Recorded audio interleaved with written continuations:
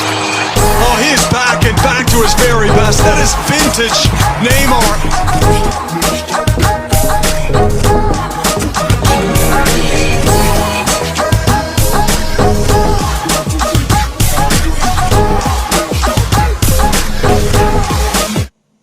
Bonjour à tous tout le monde, j'espère que vous allez bien. Bienvenue dans ma chaîne YouTube Ilias Esprit Libre.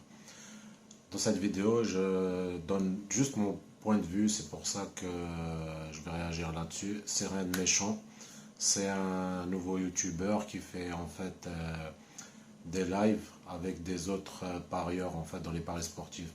Pour ceux qui me suivaient avant, c'est vrai qu'à un moment je faisais des vidéos sur ça. Bon, après j'ai arrêté parce qu'il y a certaines personnes qui vont se diriger sur des autres personnes qui font beaucoup de vues, qui lâchent des 10 pronostics. Franchement, moi c'est mon point de vue encore. Ces gens-là, ils n'ont rien compris. Ils vont prendre des matchs à droite, à gauche, et après ils viennent pleurer quand voilà, ils sont en perte. Quand ils gagnent, c'est bien, ils sont contents, mais quand ils ont perdu, ouais, mais lui c'est un enfoiré, nanana, ouais, voilà, mais c'est toi, voilà. Le but, c'est pas de perdre des milliers de matchs aussi dans la journée, quoi. Mais bon, on va pas rester éternisé là-dessus. Je vais en parler de ça après ma réaction sur la vidéo qu'il a fait en fait en live avec Monsieur Paul Sousa. En fait, c'est un parieur qui traite sur les cotes en fait, et soi-disant que voilà, il touche assez des grosses sommes, des 200-300 000 euros, je sais pas, par mois ou par année. C'est devenu un joueur professionnel, le gars, un joueur de Real, quoi. Bon, non, mais bon, c'est marrant. Après, franchement, j'ai rien contre, comment il s'appelle, Yugi ou Yuji, là, le nouveau youtubeur qui fait des lives avec des autres parieurs. Franchement, c'est bien, c'est propre ce qu'il fait. Mais moi, c'est pas méchant ce que je dis. En fait, je vais vous partager ça avec la vidéo dans quelques minutes, hein, parce que quand même, c'est une vidéo qui dure 53 minutes. Le mec, je veux dire ce que je suis d'accord avec lui, ce que je suis pas d'accord, avant de vous lancer la vidéo. Alors voilà, sur les paris sportifs, c'est ce qu'il dit, voilà, je sais pas moi, il parlait un peu du drop shopping, bon, il sortait un peu du contexte. Je suis d'accord, avant, c'est vrai qu'à une époque, moi, drop shopping, je crois que c'est des conneries. On peut se tromper, ça arrive, hein. Ça se peut que maintenant, ce que je dis, je me trompe. C'est pour ça que je vous dis à chaque fois dans les commentaires, disez ce que vous pensez. Peut-être après moi, je me trompe. Voilà, moi maintenant, comme je vous ai dit tout à l'heure, je vais dire ce que je suis d'accord avec lui. Ouais, c'est vrai que le drop shopping, j'ai appris qu'il y a quelques temps, des gens que je connais physiquement, hein, c'est pas sur les vidéos, qu'ils arrivent à gérer ça et ils arrivent à s'en sortir et ça leur fait un bon complément de revenus.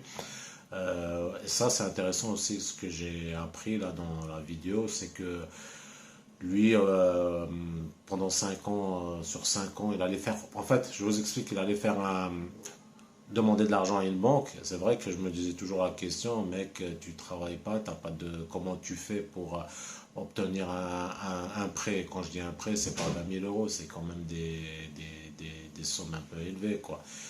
Et en fait, lui montrait carrément les paris positifs qu'il faisait, les paris positifs sur 5 ans en fait, et il montrait au banquier pour montrer que c'est du positif chaque mois ce qu'il fait, quoi. Et après à côté, voilà, il disait qu'il connaissait, voilà, des personnes riches qui lui donnaient un coup de main, qui leur prêtaient de l'argent, ils lui rendent. Bon, c'est un peu vague, quoi. Et voilà, il y a des choses aussi que je ne connaissais pas sur certains sites, Argel, j'appelle ça, BetClick, compagnie. Quand ils voient des personnes voilà, qui touchent régulièrement, ils les bloquent, quoi. Alors lui, il est des autres sites où ils sont moins exigeants que les sites Argel, en fait. Et voilà, voilà, il peut gérer ça à sa façon. Bon, après, c'est clair, hein, quand tu vois une personne toucher des grosses sommes à chaque fois, voilà, c'est clair que après, soit il le bloque, soit il le limite à certaines mises. Mais bon, bref. Et là où je suis pas d'accord, bon, je vais pas m'éterniser parce qu'il y avait aussi certains pas mal de trucs, je suis pas vraiment d'accord avec ça et j'y crois pas vraiment, quoi. C'est-à-dire que lui, en fait, comme je vous ai dit tout à l'heure, il trade sur les cotes, en fait. C'est-à-dire que là où je suis pas d'accord, c'est que c'est vrai que prendre des, je sais pas moi, 80 matchs, ce qu'il dit, 80 matchs, vous allez comprendre, hein, prendre 80 matchs le week-end par exemple, et ouais, ça prend quoi, une demi-heure, ok, d'accord, tu prends 80 matchs, et tu les programmes soi-disant à 80e minute, et à la 80e minute, tu fais un stade. Pourquoi 80 minutes et 85 minutes, soi-disant les côtes après ils sont hautes. Alors voilà, ils tournent à 4, 5, des fois 10. Et là, tu fais un statistique et en fait, tu mises sur voilà, celui-là qui va marquer vers les dernières minutes. En fait, vous avez compris. Moi, personnellement, j'y crois pas vraiment parce que ça reste chaud, quoi. Ça reste vraiment, voilà, c'est vraiment, moi, j'y crois pas parce que après, donnez-moi votre avis, vous, sur les commentaires, mais ça reste short, quoi. Après, soi-disant, tu prends un statistique sur les autres matchs qui t'ont dit, ouais, il y a fortement probabilité que ça va rentrer et ça passe pas. Et des autres matchs que le reste, ils ont marqué les derniers buts. Non, ça reste chaud. Moi, après, personnellement, euh, si je devais le faire, je le tenterais pas, quoi, parce que ça reste quand même short, quoi. Et après, là, avant aussi de vous lancer la vidéo, je préfère tout dire. Moi, des fois, j'écoute aussi, tu vois, dans la radio, des trucs comme ça. Il y a des gens, ils se lancent dans des trucs comme ça, dans les paris sportifs, et après, ils perdent de l'argent et ils osent donner des conseils aux gens.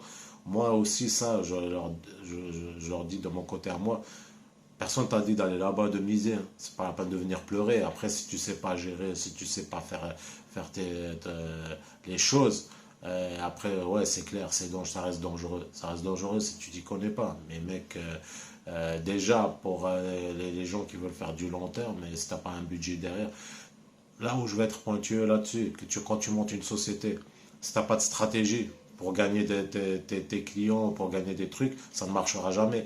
Il y en a, ils ont commencé à monter des sociétés à leur compte et ils ont eu des pertes au début. Dans n'importe quel truc, tu as des pertes. Après, on va dire, ouais, mais ça, c'est pas pareil. Oui, c'est pas pareil. Ça reste une probabilité. Mais c'est à toi de gérer, hein. Si par exemple, je sais pas, moi, c'est à toi si tu veux faire du long terme, de faire monter des bénéfices, de rester toujours en positif, hein, et voilà, quoi. Et le seul conseil de dire, c'est pour ça que moi j'ai arrêté de faire de vidéos sur ça, parce que voilà, il y en a des uns qui m'ont suivi, ils ont réussi ils ont compris le système, bon, ils viennent de commencer, ils font pas des sommes de tarés, mais ils ont réussi quand même à faire des petites sommes par mois, quoi. Merci à eux pour les compliments qu'ils m'ont dit dans les commentaires.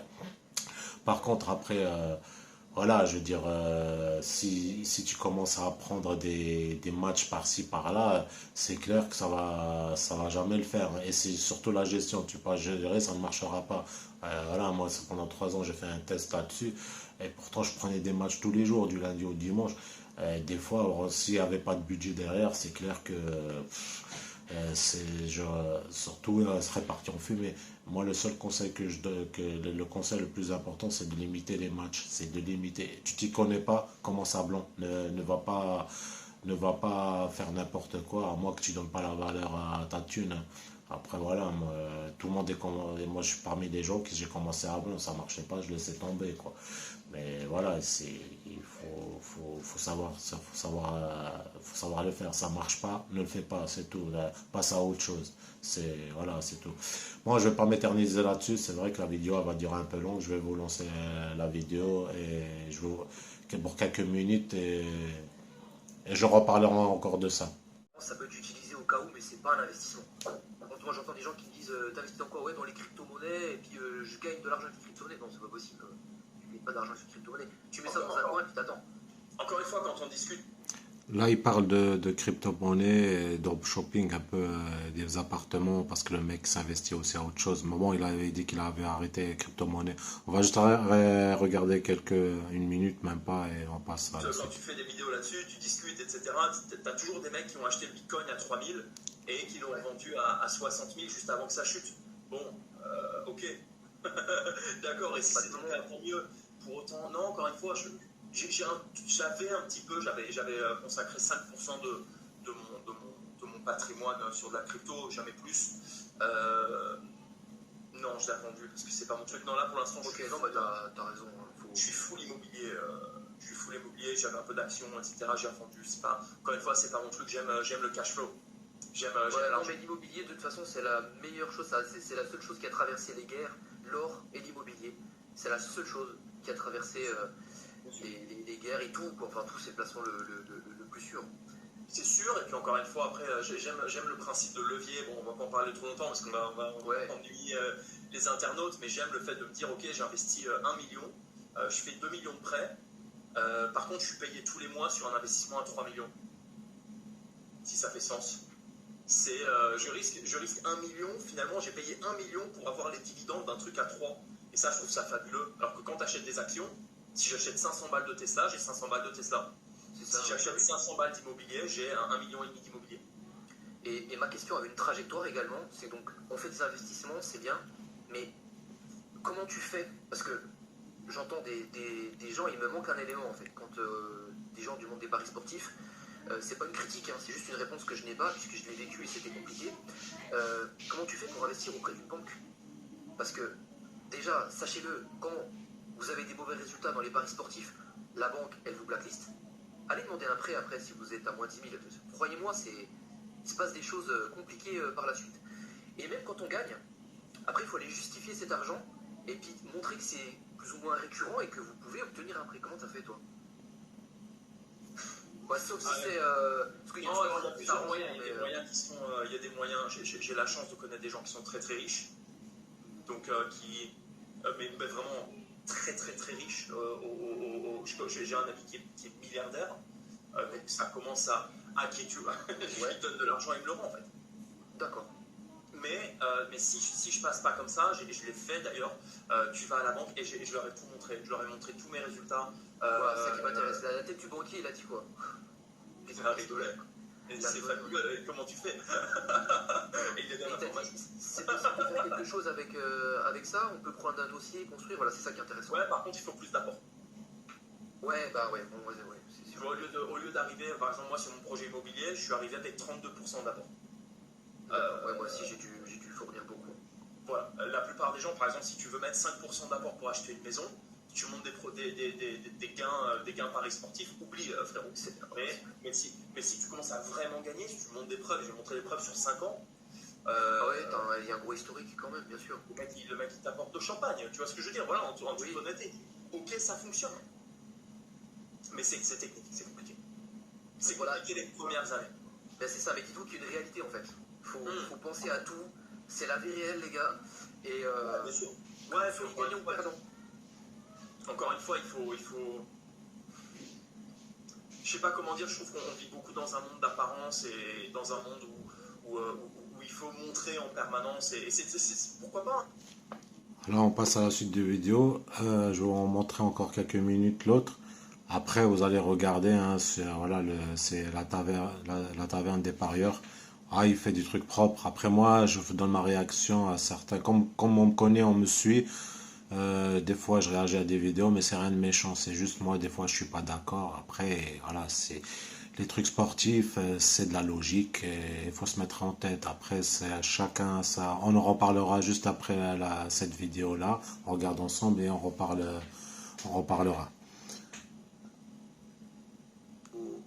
Ouais, encore une fois, après tu le sais parce que tu as vu la formation, je pense que ma méthode de recherche de match, elle n'est pas longue. Non. Tu vois ce que je veux dire? Est-ce que elle n'est pas longue? Je vais pas aller pour le coup, personnellement, je vais pas aller faire des tableaux Excel sur 3 saisons. Je vais pas aller regarder un nombre de matchs ou alors vraiment m'attarder à 350% sur qu'est-ce qui s'est passé dans le vestiaire, etc. Je dis pas que c'est pas bien, moi je le fais pas. Je prends ma recherche de match, ça me prend une demi-heure pour le samedi, une demi-heure pour le dimanche. Et après en live, encore une fois, vous n'avez pas besoin, et ça, justement j'en profite pour tacler un peu une idée reçue énorme par rapport au live. Plein de gens ne le font pas parce qu'ils se disent que ça va leur prendre toute leur vie. Que ça va leur prendre un temps incroyable week-end. Regarde, il y a 400 matchs, ça va être énorme. C'est pas le cas, putain. C'est pas le cas. Moi, je dis très souvent, vous n'avez pas beaucoup de temps, il n'y a pas de problème. Vous voulez prendre un late goal, par exemple, en fin de match, aucun souci. Tous les matchs que tu as sélectionnés pour un late goal potentiel, donc un but tardif potentiel, tu te mets ton réveil à la 80e minute de tous ces matchs, approximativement. 80, 82e minute de tous ces matchs. Tu regardes les stats. Tu n'as pas besoin, justement, c'est très bien. Tu regardes pas le match, c'est très bien.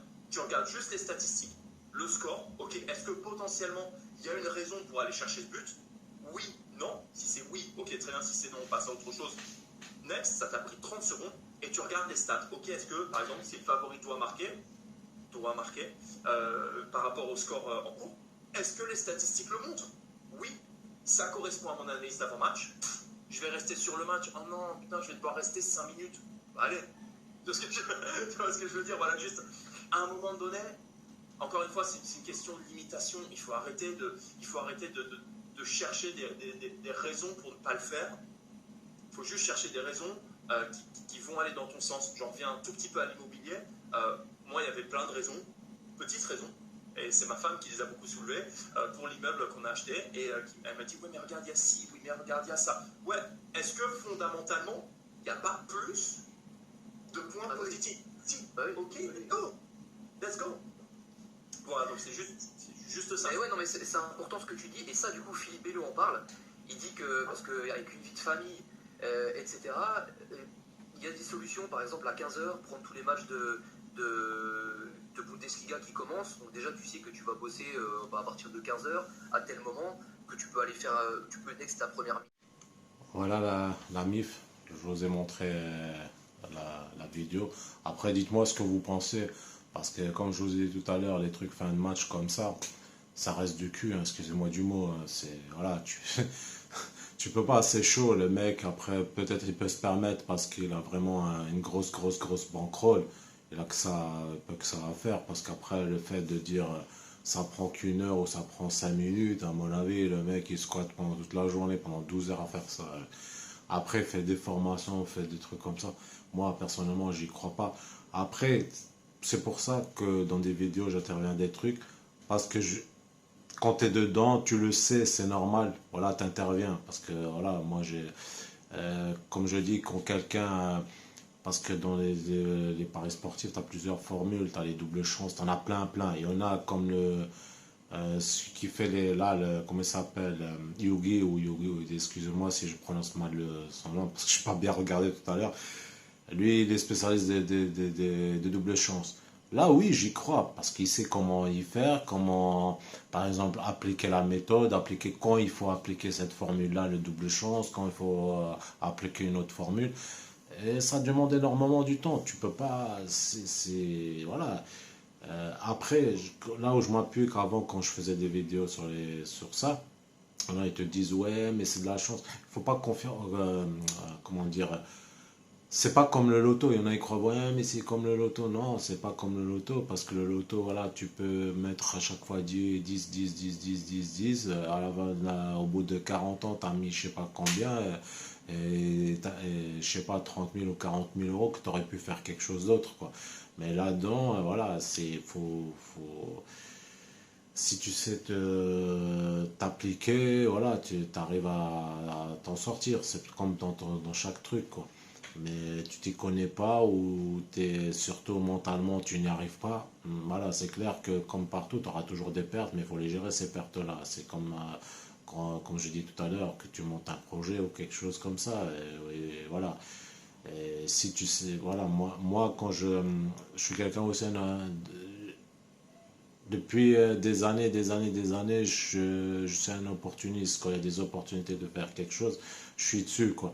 Après, quand ça ne marche pas, où je sais que voilà, ça va me foutre sous la paille, je vais pas m'éterniser là-dessus. Et surtout pour des gens qui ont des vies de famille, c'est pas le but de se foutre dans la merde et de pousser à des problèmes ou se retrouver presque dehors. Ça, c'est aussi un conseil. C'est pas compter sur quelque chose pour te sortir d'une merde, tu vois.